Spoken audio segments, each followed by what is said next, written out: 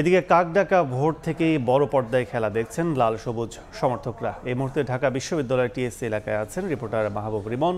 সরাসরি চলে যাচ্ছে তার কাছে।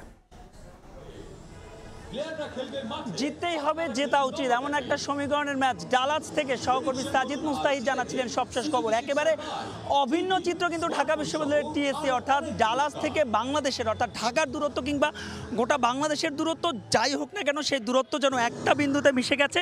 গোটা বাংলাদেশ যেন এক হয়ে লড়ছে, তাও আবার লঙ্কানদের বিপক্ষে। জানেন যে সাম্প্রতিক সময়ে শ্রীলঙ্কার বিপক্ষে ম্যাচ মানেই যেন শুধুমাত্র মাঠের খেলা নয়, মাঠের বাইরেও কিন্তু দর্শকদের মধ্যে কথার লড়াই, সমর্থকদের মধ্যে কথার লড়াই, সব কিছু মিলে এমন একটা সমীকরণের ম্যাচে বাংলাদেশ যেভাবে স্টার্টটা পেয়েছে, 118 রান তুলতে 8টা উইকেট তুলে ফেলেছে এবং শ্রীলঙ্কার দারুণ একটা শুরুর পরেও একেবারে এক কথায় অসাধারণ রয়েছে ঢাকা বিশ্ববিদ্যালয়ের টিএসসিতে। আমরা জানাচ্ছিলাম সবশেষ আপডেট, এখনও কিন্তু সেই একই অবস্থা, অর্থাৎ প্রতিটা উইকেটে এক একটা ডট বলে টাইগার যে সমর্থকরা রয়েছেন এই ঢাকা বিশ্ববিদ্যালয়ে, বাংলাদেশের অনেক কিছুর প্রাণকেন্দ্র টাইগারদের অনেক জয়ের কিন্তু এই মাহেন্দ্র খান ঢাকা বিশ্ববিদ্যালয়ের টিএসসিতে কিন্তু উদযাপন করেছে। সেখানে কিন্তু এই মুহূর্তে দর্শকরা এসে জড়ো হয়েছেন। বলছিলাম যে সরকারি ছুটির দিন, তারপরও কিন্তু দেখতে পাচ্ছি উল্লেখযোগ্য সংখ্যক দর্শক চলে এসেছেন এবং তারা কিন্তু জার্সি পরে চলে এসেছেন।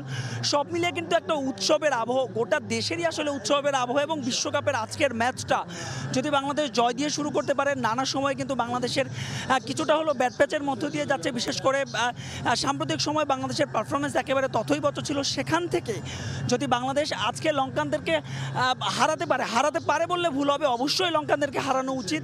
এবং সেখান থেকে যদি ম্যাচটা বাংলাদেশ জিতে যায়, তবে কিন্তু গোটা মোমেন্টামই বাংলাদেশের পক্ষে চলে আসবে। কারণ এরপরে দক্ষিণ আফ্রিকার বিপক্ষে ম্যাচ এবং গ্রুপের বাকি যে দুই প্রতিপক্ষ বাংলাদেশের, একটি নেদারল্যান্ডস এবং একটি নেপাল, অর্থাৎ বোঝাই যাচ্ছে যে দর্শকদের মধ্যে একটা বাড়তি আগ্রহ রয়েছে এবং তারা বলছেন যে যত কম রান, অর্থাৎ 130-এর মধ্যে যদি শ্রীলঙ্কাকে আটকে রাখা যায়, বাংলাদেশের জন্য কিন্তু ব্যাটিং করাটা অনেক বেশি সহজ হবে। তো এই ছিল আমার কাছে ঢাকা বিশ্ববিদ্যালয়ের টিএসসি থেকে দর্শকদের যে উন্মাদনা ম্যাচ নিয়ে তার সবশেষ খবর।